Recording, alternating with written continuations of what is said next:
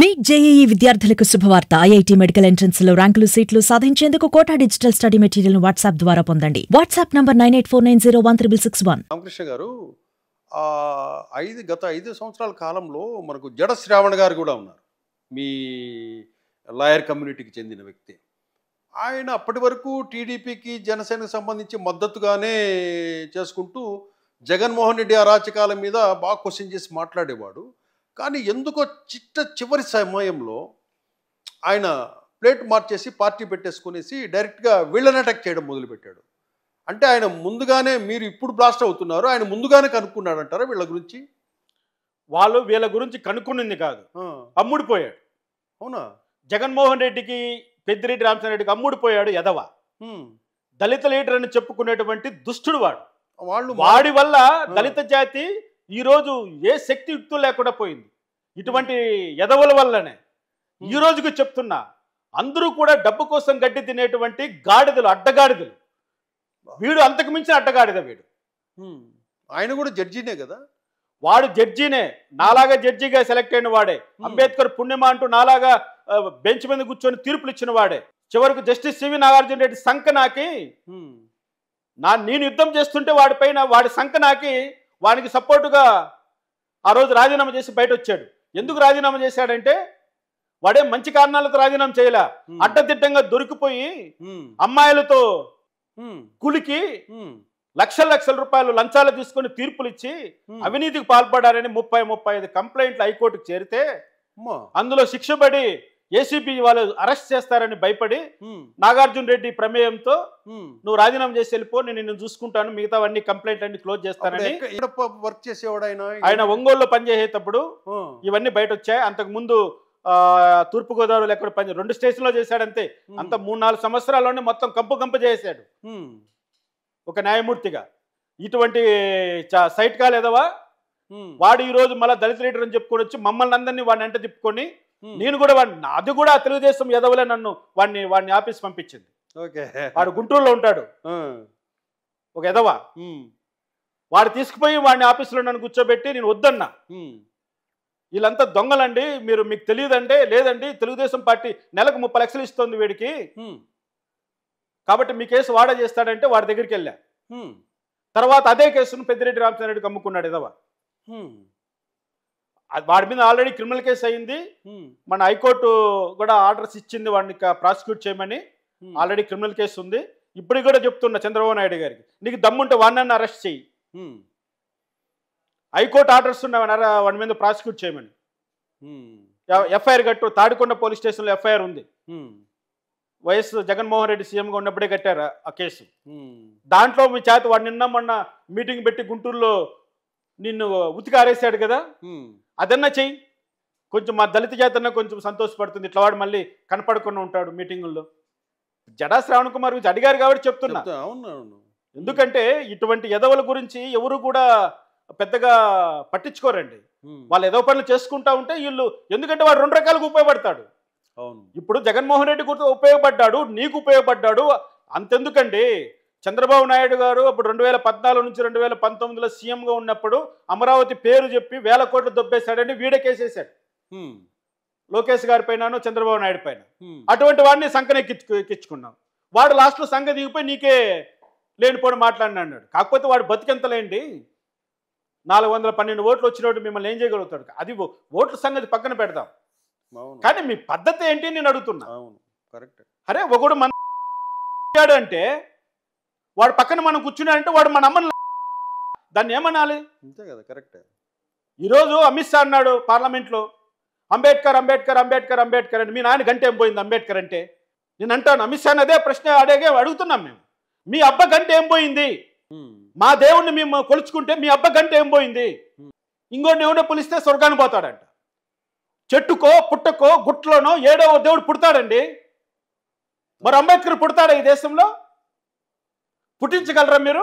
స్థిరస్థాయిగా నిలబడే దేవుడు అంబేద్కర్ అయితే రోజుకో బాబా పుడుతున్నాడు దేవుడి రూపంలో. వాళ్ళని మేము కొలవాలా? కొలుసుకోండి నువ్వు పోయి. కాదన్నామా? ఆ స్వేచ్ఛ నీకు ఇచ్చాడు కదా అంబేద్కర్ రాజ్యాంగంలో. ఎవరు మతం వాళ్ళు పాటించవచ్చు, అందరికీ స్వేచ్ఛ ఇచ్చాడు ఆ మహానుభావుడు. మీలాగా తొక్కి పెట్టలేదు తరతరాల నుంచి.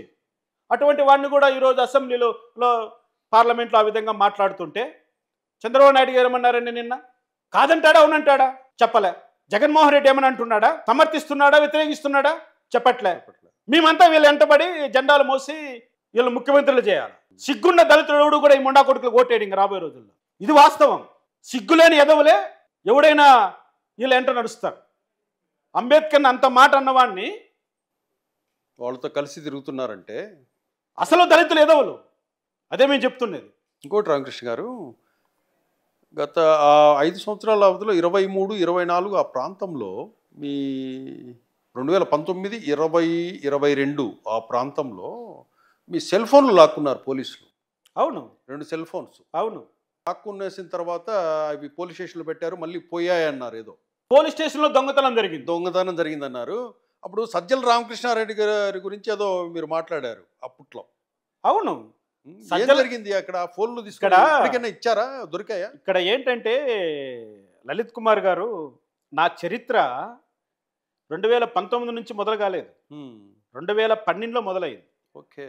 2012లో ఎలా మొదలైంది, దానికి మూల కారణం ఏంటి అని ఒకసారి చూసినప్పుడు ఖచ్చితంగా అప్పటి కాంగ్రెస్ ప్రభుత్వాన్ని, వైఎస్ఆర్సీపీ నాయకుడిని, వాళ్ళ నాయన్ని రాజశేఖర రెడ్డిని, వీళ్ళందరినీ కూడా ఒక ఆట ఆడుకున్నవాడినే నేను. పరిటాల రవి హత్య కేసులో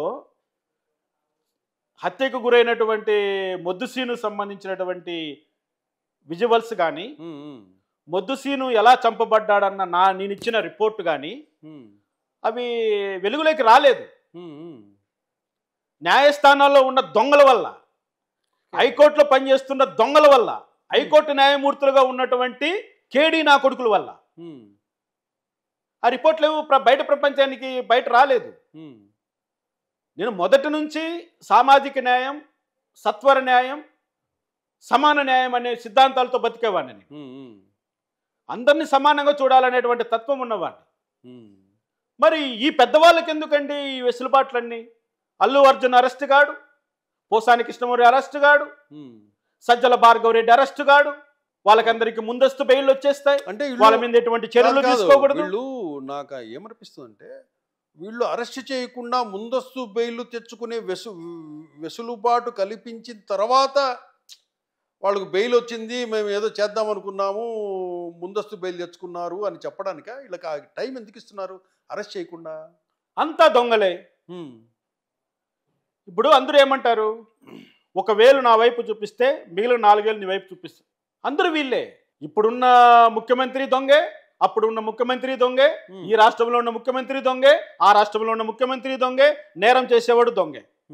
ఇంతమంది దొంగలు ఈ గేమ్ ఆడుతుంటారు కదా. ఒకటే కానీ వాళ్ళేమి ప్రజల కోసము వాళ్ళేమి సెట్లు చింపేసుకోలేరు. పాత్ర మారుతాదంతే. ఒకడు చిన్న కప్పులో తాగుతాడు, ఇంకోడు లోటాలో తాగుతాడు. వాడు కడుపును బట్టి ఒక ఇడ్లీతో కడుపు నింపుకునేవాడు ఒకడుంటాడు, ఇడ్లీ పాత్ర మొత్తం ఖాళీ చేసేవాడు ఒకడుంటాడు.